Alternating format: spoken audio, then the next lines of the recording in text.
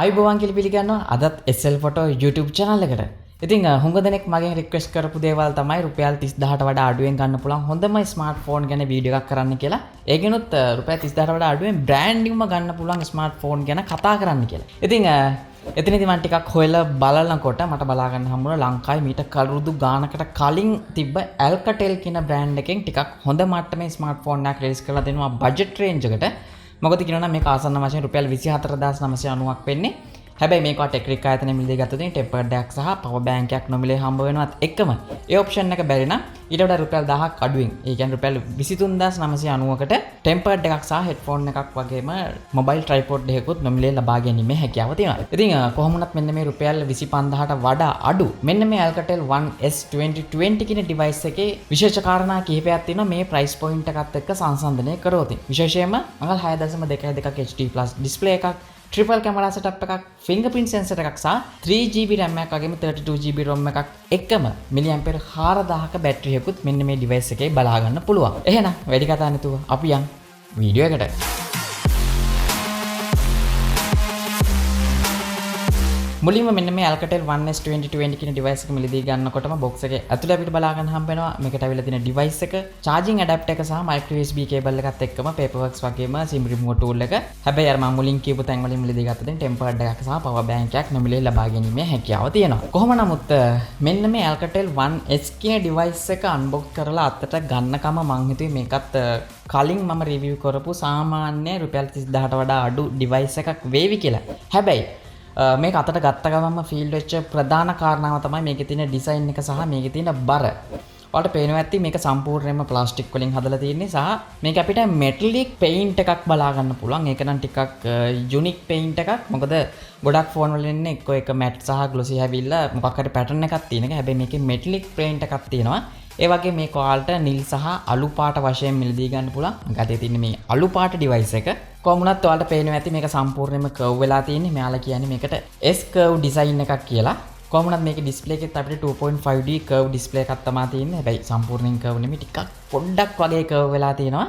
ඒ වගේම ගොඩක්ම අතට හැල්ලු හින්දා ගොඩක් වෙලා අතේ තියාගන්නත් පුළුවන්. වගේම මේක අර ග්ලොසි ෆිනිෂ් එකක් තියෙන හින්දා ෆින්ගර්ප්‍රින්ට් ගොඩක් මේක ඇලෙන්න බලනවා. ඒකින් හින්දා ගන්න ෆෝන් ෂොප් එකේම පුළුවන් නම් මේකට බෑක් කවර් එකක් ඉල්ල ගන්න.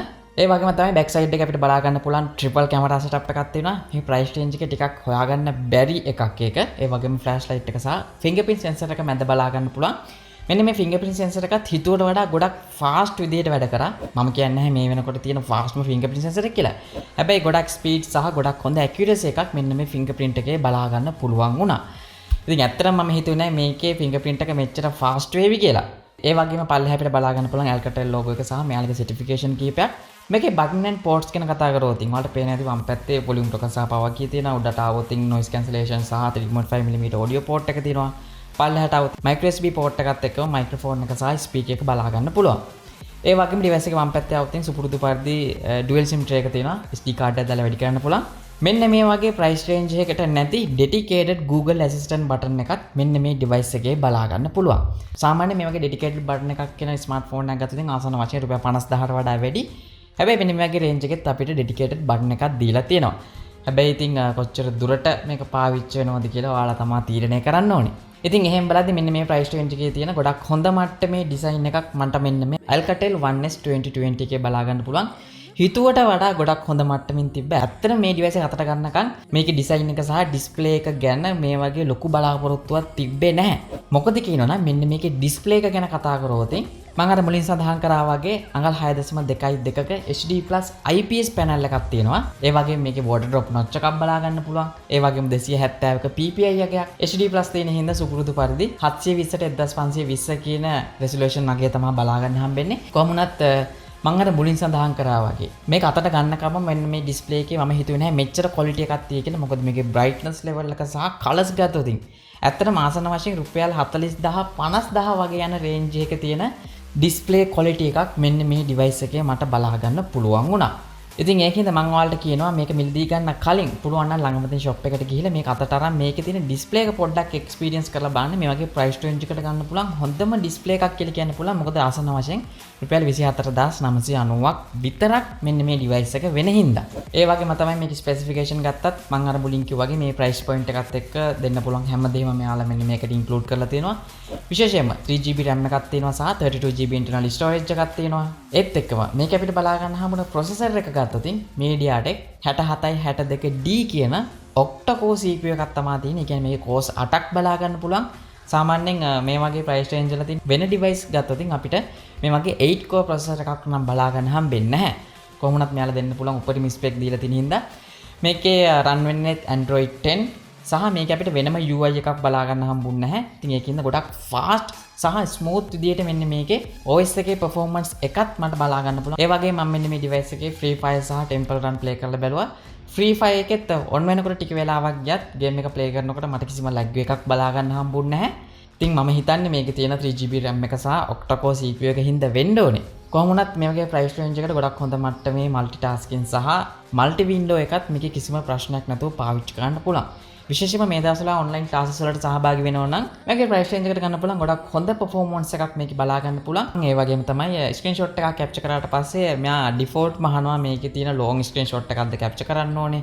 ඉතින් ඒක ඔයාලට ලේසියෙන්ම ඇඟිලි තුන touch කරලා පල්ලෙහාට drag කරගම screenshot එක වදිනවා. ඒ වගේම මේකේ multi window පහසුකම් පාවිච්චි කරනවා. ඇඟිලි තුන දීලා උඩට drag කරන් විතරයි තියෙන්නේ. multi window එක open වෙනවා.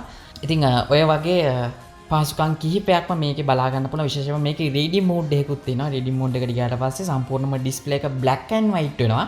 ඉතින් ඒකත් වෙන ෆෝන් වලට සාපේක්ෂව ටිකක් unique feature එකක්.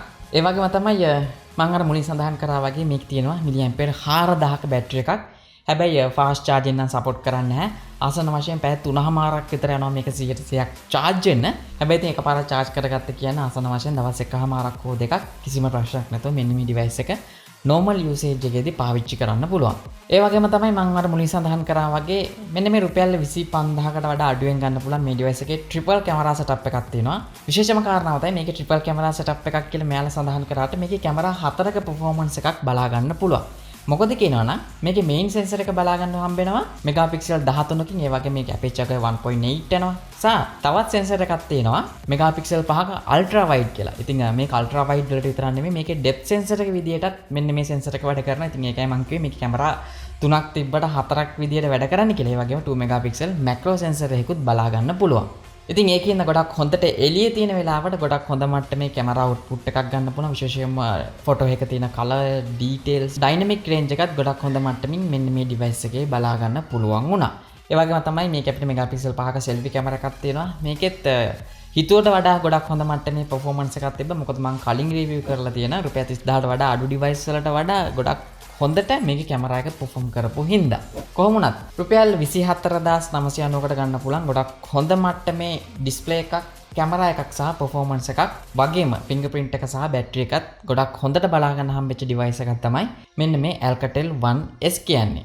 ඒ වගේම තමයි මෙන්න මේ Alcatel One S එකේ අඩුපාඩුවක් විදිහට දැක්කේ මේකෙන් එන sound එක හිතුවට වඩා ටිකක් අඩු මට්ටමකින් තමයි තිබ්බේ. මොකද මම මේකේ හැමදාම හිතුවට වඩා ටිකක් වැඩිපුර තිබ්බා. හැබැයි audio එක විතරක් හිතුවට වඩා ටිකක් අඩුවෙන් තියෙන්නේ. sound එක ගැන ගොඩාක් ලොකුට හොයන්න නැති කෙනෙක්ට මේකේ 3.5mm audio port එකක් තියෙන හින්දා headset එකක් ගහලා මේකේ ගොඩක් හොඳ මට්ටමේ audio එකක් experience කරන්න පුළුවන්. හැබැයි මේකෙන් එන single speaker එකෙන් එන sound එක නම් ගොඩාක් ලොකු සෑහීමකටපත් වෙන්න බෑ.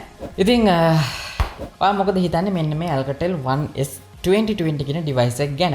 ඉතින් ආසන්න වශයෙන් රුපියල් 24990ක් වෙන්නේ. ඉතින් ටෙක්නික් ආයතනයෙන් ගත්තොත් tempered jack සහ power bank එකක් හම්බ වෙනවා. ඒ option එක ගන්න බැරි කෙනෙක්ට පුළුවන් tempered jack එක්කම headset එකක් සහ tripod එකක් නොමිලේ ලබා ගන්න රුපියල් 1000ක් ඊට වඩා අඩුවෙන්. ඉතින් මම කියනවට නැතුව පුළුවන් නම් ළඟම තියෙන shop එකට ගිහලා මෙන්න මේ device එක experience කරලා බලන්න. හිතුවට වඩා හැමදේම ටිකක් වැඩිපුර තියෙනවා කියලා දැනෙයි. ඉතින් ඒකින්ද ඔයාගේ අදහසත් මතක ඇතුව පල්ලා comment section එකේ දාන්න. ඒ වගේම මේ වීඩියෝ බලන්න පළවෙනි පාරට නම් ඔයාලට පුළුවන් පල්ලා තියෙන රතු පාට subscribe button එක press කරලා subscribe වෙන්න වගේම ඊට හැපැත්තේ තියෙන bell icon එක press කරොත් තමයි මේ වගේ දාන හැම වීඩියෝ එකක්ම හැමෝටම කලින් ඔයාලට බලා ගන්න පුළුවන් වෙන්නේ. එහෙනම් මගේ නම නලින්ද SL photo වෙතින් අපි හම්බෙමු ඊළඟ වීඩියෝ